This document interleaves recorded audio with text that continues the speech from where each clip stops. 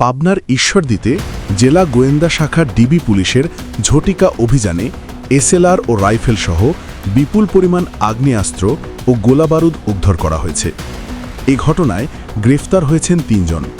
পাবনা থেকে সোলাইমান হোসাইনের তথ্যচিত্রে দেখুন বিস্তারিত। মঙ্গলবার দিবাগত রাতে পাকশি ও দিয়ারবাঘইল এলাকায় বিশেষ অভিযান চালায় ডিবি পুলিশ। অভিযান থেকে প্রথমে ২ জনকে আটক করা হয়।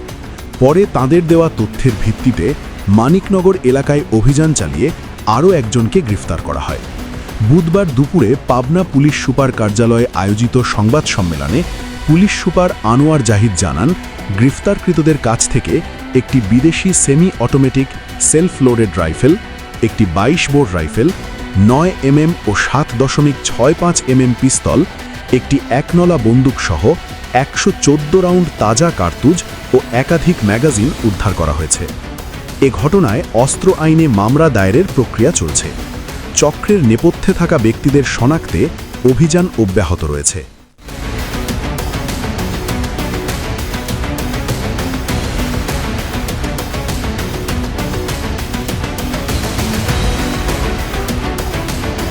চ্যানেল 26 বাংলা।